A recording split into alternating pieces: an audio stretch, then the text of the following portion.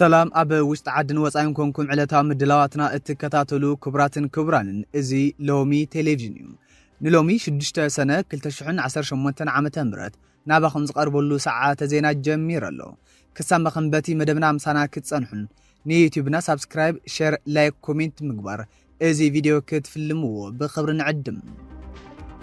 متكعتي درون زيادة يحرن النمبر أيام بركخنا نكبل جنرال مقبي هايلة آتنكغم رقيق حق أراويت حوحات نلعلاونات حقي زقبرن نملاء تقارو آب تحتي فرحي نمئتاو زيتا آلمة ملكي متساوريا أيو كبل ودبسال ساويانا تقراي آفليتم فانو من كسقاس كجمرن كلو عدلاي دقف كنقبرنا كولو ميجر جنرال يوهانس والده جيرجيس مديد حدش تأزاز أم حلاليفم ጋዜጠኛ ኦገስቲን ፓስሊ በሰበ ስልጣናት ኢትዮጵያ ካውስጥ ሀገር ከምስተባራረት ተገሊጹም ዝብሉን ካልኦትን ዝርዝር ዜናታት አሰናዲናለና ሎሚ ቴሌቪዥን እዋናውን ሚዛናውን ሐበሬታታት በበእዋኑና በኹም ከቀርበልኩም ሳብስክራይብ ምግባር ቤተሰብ ሚዲያና ክትኹን እናዓደምና በዝርዝር ንሐዝናዮም ሐበሬታታት ክነስግረኩም متكعتي درون زيادة يحرن النمبر أيام بركخنا نكبل جنرال مقبي هايلة آتنكغم أبا كتما شرارو أبل علي سراوي تقرايس تفتس أما متكعتي درون سعيبو حايلتات مقاتا جنبار معراب مس هزبن من محدارن كتما شرارو وردات حتى أدياون هزباوي زتا آساليتم أبتي مدرخ استرخو العلوت والتادراون بوليتكاون أمرار حتات كمزغلتو أزي بسرعات بلسق الناس تفرم أوكي تقوار نهزبن سراويتن زنبركخ كم زي خونه نحبراوي علامان عاوتن زيادة وإنن حرانن زوسخ مخانو آرقاقيتم أبا كتما شرارو بسرعات بلسق النعلتا وسرحو الناس سلت أزنبرا سراويت تقراي زي تفتس متكعتي درون سعيبو هزبن سراويتن زرأي وصنعاتن حرانن مسقانا نمقرب سفحناي مدرخ زاتا تساليت ألم أبتبوتها ترخيوم قالم زهبو جنرال مقبي هايلة سرعات بلسقنا بالعلي سراويتنا متكعتي درون وكان تفتسمه بازي زنبركخ سراويت من محدارن هزبن كم زي اللي آرديوم نحنا كم هزبي نهلاونا نمسر رأسو الساننا نمساي عدلنا نمستخالينا نكالس زلنا قال سنا فتحاون حق أن ينسل زخنا دما كن عواتنا لهم ما نمسيو كم بركخكمية كرقصكمية نزبلنا حيلي فتسو ما ينقبلن دم نايزم سواتنا كنتو يترفن زبولو جنرال مقبي هايلة شرارو عدو قال سمدري جاغانو مخانا بمتكاس نهزبن من محدارن اتزوبا زرأي وحرانة زمركة مسقانا أغريبا يم أبت مرخ ملقتهم زحلفو عزازة أرمي 13 كونريلت أقاي تكا ماركست بقدم اتي قالسي داقم كمزمزن أبا قال سمسواتي مخفال كمزلون قاليسهم تمالي أبا شرارو نستسو تقادلتي حدري كي يعبر يقالسو كمزنورو بمزخار لمون اتي قالسي كم هزبي كي ينتف مسواتي نخفلنا نقال سلنا يلم أبال ما خلي كوميتي حوحاتن وانا محدار زوا سمين معرابن تقدالي ولدا أبرها قبل صادق ازمت كعتي درون أب در ورحي سنة معالت سماعتات ذكر اللوان مفتسامو حدر سماعتات كيت ألمنا علامهم أب شتو نمبصح زيادة هلخ ونن صلعاتن كنحز قبريلم سراويتن هزبن زرأي وجغننت أب تاريخ قالسي زلع على واقازو وهو مخانو حابيرم زرزر زبصح قدات اتي أب كتما شرارو زبصح متكعتي درون وكا زاقد آي تقلصن أب لعلي أبالا سراويت سبيلاتن أصوارن كبرت ماسيتي كم زقات أمجن حابريتاتات وصيهم اللوم رقيق حق أراويت حوحات نلعلاونات حق زقبرن نملاء تقارو أب تحتي فرحي نمئتاو استعلمه ملكي متساوديان يوكبل ودبسال ساويان التقراي آفليتم ودبساوت نزي رقيق أواج حوحات حق أراويت كبل السموية خوينو نمسرتاو مسلات دك سوات بقلت إزرقز نلعلاونات حق زقبرن نملاء تقارو أب تحتي فرح نمئتاو استعلمه ملكي متساوديان رعدن يوكبل قاليس الله سالساويان التقراي أب زوز أما يقلتي كم زبرهون ازي حزي كصدق زي الشباشب زلو رقيق أواج الديمقراطية وسرعاتن سواء مسلاتن زقبر طرح زي خونس بعالم لخن مسرت حقه من قستي عنقص 20 خلتن زلو حق جبن ندحري التمليسو كسرح يولن زبل متكل بقلص زي تحسيو ازي حق زي ندحري التمليسو نزحالفو عامتات كسرح مدنقاقو نتوم ابز حالفو عامتات نايتي جوجل جيجاتات كيناتن بوليتكاو سنتاتن بتبعاد استقامو وغنات مناسين بوليتكاو دبتاتن نمصنات تبايلو زي تنصفه حدغኛ متصاوديا مخانو اتي ودب اقاليعم اتي اواج نتكالات صتام حورن سلايان فصم ملاخي سلطان بمهابه بزي بيت فردي تئزاز زخونه زيغاك حزو ገዝኡን ንብረቱን ክፍተሹ ሙሉእ መሰል ይህብ እዚ ድማ ትግራይ ናብ ዝተማልአ ጠበንጃዊ መግዛእቲ ዝቕይር ውልቃው ናጽነትን ዜጋታትን ውሕስነትን ዘጥፍእ ሓደገኛ ድንጋገ እዩ ማዕረ ድማ ናጽነት ትካላት ፍርድን ብግልጺ ብምግሃስ ንድያኑ መሳርሒ ፖለቲካዊ ጽልዋ እቲ ፈጻሚ ኣካል ክኾኑ ከም ዘገድድን ስሩዕ ሕጋዊ መስራሕ ብምጉዳል ኣብያተ ፍርዲ ናይ ምውሳን ናጽነትን ተሓዲገን ብቤት ምኽሪ ፈጻሚ ኣካል ዝወፁ መምርሕታት ትእዛዛትን ጥራሕ ከም መለክዕ ፍርዲ ክጥቀማ ከም ዘገድዳ እቲ መግለጺ ኣመላኺተሎም ሳልሳይ ወያነ ትግራይ ብመሰረት ሕገ መንግስቲ ኢፌድሪ አንቀጽ 55 ዓበይቲ ገበና ጸጥታን ሕግን ናይ ምውጻእ ስልጣን ናይ ፌደራል መንግስቲ ጥራሕ ብምዃኑ ክልላዊ መንግስቲ ነዞም ከበድቲ ናይ ክሕደት ጸጥታን ኩናትን ገበናትን ክድንግግ ፍጹም ሕጋዊ ስልጣን ከም ዘይብሉ ኣረዲኦሎም እቲ ገባታይ ጉጅለ ነዚ ሕግዚ ኣብ ዘውጸል ዘሎ ምኽንያት ህዝቢ ካብ ሓደጋ ንምድሓን ዘይኾነስ ብሰንኪ ዘርእዮ ናይ መሪሕነት ልምሰትን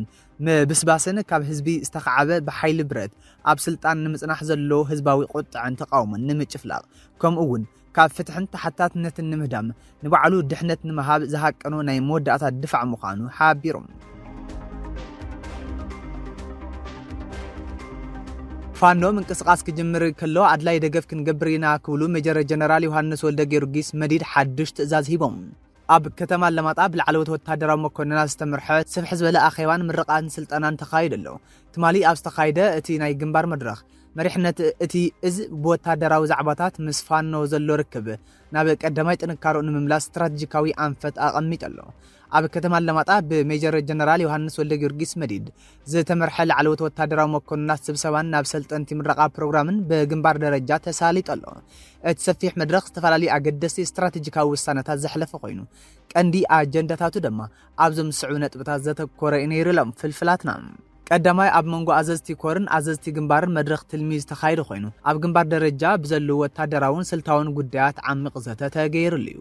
ካልኣይ ኣብ ዝተፈላለዩ ኮር ስልጣናታቶም ክከታተሉ ዝጸንሑ መሪሕነትን ሓይሊ ጋንታን ዘጠቓለለ ወታደራዊ ኣመራርሓ ስነ ስርዓት ምረቓ ምድላዋት ተፈጺሞሎም ብሳልሳይ ደረጃ ምስ ኣዘዝቲ ኮር ብዝተገብረ ኣኼባ እዞም ስዑ ነጥብታት ብዝርዝር ተገምጊሞም እዋናዊ ናይ ሰብ ሓይሊ ቁመናን ሓፈሻዊ ወታደራዊ ዓቕምን ናይ ጸላኢ ድሮን መጥቃዕታትን ብብቕዓት ንምክልኻል ዘኽእሉ ስልታዊ ምድላዋትን እቲ ዝተውሃበ ወታደራዊ ስልጠና ኣብ ድልውነት ብቕዓትን ሰራዊትን ዘምጽኦ ለውጢ ምስ ፋኖ ተፈጢሩ ዝነበረ ጎንፂ ስዒቡ እቲ ርክብ ናብ ናይ ቀደም ጽኑዕ ኩነታት ንምምላስን ብሓባር ንምስራሕን ከስዕቡ ዝግብኦም ስልትታትን ብዝርዝር ተዘቲሎም እዩ ኣዛዚ ግንባር ደቡብ ሜጀር ጀነራል ዮሃንስ ወልደ ጊዮርጊስ መዲድ ኣብ መወዳእታ እቲ ኣኼባ ንመሪሕነት ኣገዳሲ ዝበልዎ መምርሒ ዘመሓላልፉ ኮይኖም እቶም ጀነራል ኣብ መምርሖም ኩሎም ብደረጃኡ ድሉው ክኾኑ ፋኖ ምንቅስቃስ ክጅምር እንከሎ ኣድላይ ደገፍ ክንገብር ኢና ዝብል ቆራጥ መልእኽቲ ብምሃብ እቲ መድረኽ ከም ዛዘምዎ ፍልፍላትና ሓቢሮም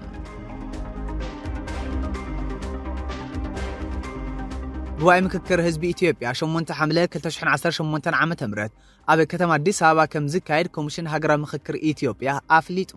ኮሚሽነር እቲ ኮሚሽን ፕሮፌሰር መስፍን አርአያ ለማዓንቲ ኣብ ዝሃብዎ መግለጺ ከም ዝበልዎ ኣብ ኢትዮጵያ ኣብ ከይዲ ብዝርከብ ሃገራዊ ምክክር ሃገርና ናብ ሓድሽ ምዕራፍ ፖለቲካዊ ታሪኽ ተሳገረሉ ወሳኒ ምዕራፍ እናተሃንጸ ይርከብ ኢሎም ኢትዮጵያ ናብ ውሽጢ ከይዲ ኣሳታፍን ሓቋፍን ዝኾነ ሃገራዊ ምክክር ካብ ተኣቱ 4 ዓመታት ዝኣክል ከም ዝተቆጸረ ዘዘኻኸሩ እቶም ኮሚሽነር ኣብዞም ዓመታት ናብቲ ቀንዲ ጉባኤ ሃገራዊ ምክክር ዘብጽሑ ኣዝዮም መሰረታዊ ተግባራት ተኻይዶም እቲ ኮሚሽን ምክክር 93 ሚእታዊ ገጸ ምድራዊ ወሰን ሃገርና ክሽፍን ኽኢሉ ካብ 11 ክልላትን ክልተ መምሕዳር ከተማታትን ዝተውጻጽኡ ልዕሊ 1234 ወረዳታት ተወከልቶም ፈልዮም እዮም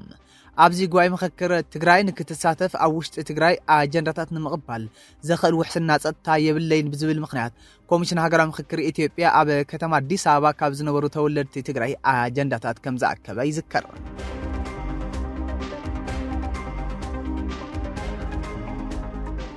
ጋዜጠኛ ኦገስቲን ፖስሊ በሰበስልጣናት ኢትዮጵያ ካብ ውሽጢ ሃገር ከም ዝተባረረ ተገሊጹ ሰበስልጣን ኢትዮጵያ ላክራስ ተባሃለት ናይ ፈረንሳይ ካቶሊካዊት ጋዜጣ ኣብ አዲስ አበባ ተቐሚጣ እትሰርሕ ጓል 30 ዓመት ፈረንሳዊት ጋዜጠኛ ኦገስቲን ፓሊስን ናይ መንበርን ጋዜጠኝነትን ፍቃዳ ብምስራት ብህጹጽ ካብ ሃገር ክትወጽእ ኣዚዞምሎም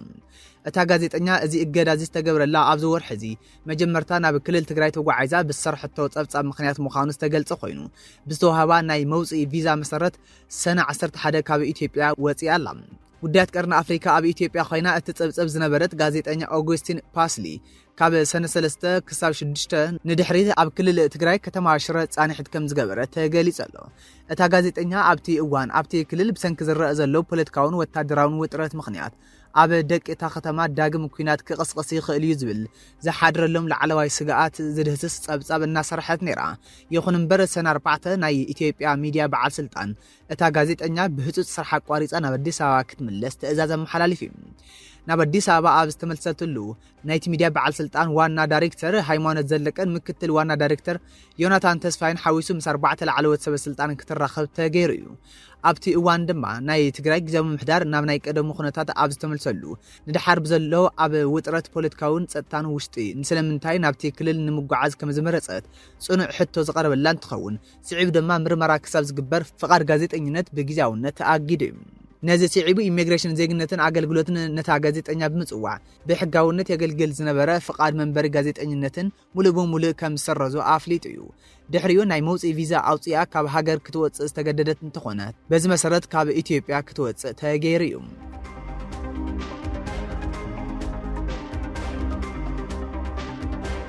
ሕቡራት ኢሚራት ዓረብ መጥቃዕቲ ደው ንምባል ንኢራን ቢልዮናት ዶላር ከፊላ ክብል ሮይተርስ ጸብጺቡ። ኣብ ማእኸላይ ምብራቕ ዘሎ ወታደራውን ፖለቲካውን ሚዛን ሓይሊ ብሓድሽ መልክዑ ዝቐየረ ምስጢራዊ ውዕሊ ተሰሚዑ ኣሎ።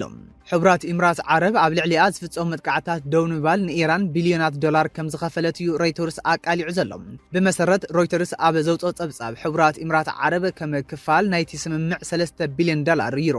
ንኢራን ኣረኪባላ። ክልተ ናይቲ ዞባ ምንጭታት ከም ዝሓበርዎ እቲ ክፍሊት ክሳብ 10 ቢልዮን ዶላር ከም ዝኽእል ዝገለጹ ኮይኖም ካልኦት ክልተ ምንጭታት ድማ እቲ ክፍሊት ኣብ መወዳእታ 20 ቢልዮን ዶላር ክበጽሕ ምዃኑ ንሮይተርስ ገሊጾም እዮም። እዚ ፍጻመ እዚ ንኣቡዳቢ ዘይተሓሰበ ሃንደበታዊ ለውጢ ዘርአየሉን ንኢራን ድማ ካብቲ ኩናት ዝያዳ ሓያል ኮይና ከም ዝወፀትን ዘርኢ እዩ ተባሂሉ ኣሎ። ክቡራት ተኸታተልቲ ሎሚ ቴሌቪዥን ስለ ዝተኸታተልኹምና ምስጋናና ዝዓዘዝ እዩ። ንዩቲዩብና ሳብስክራይብ፣ ሼር፣ ላይክ፣ ኮሜንት ከም ዝገበርኹም ብምትእማን ኣብ ናይ ጽባሕ ሰዓተ ዜና ክሳብ ንራኸብ ሰላም።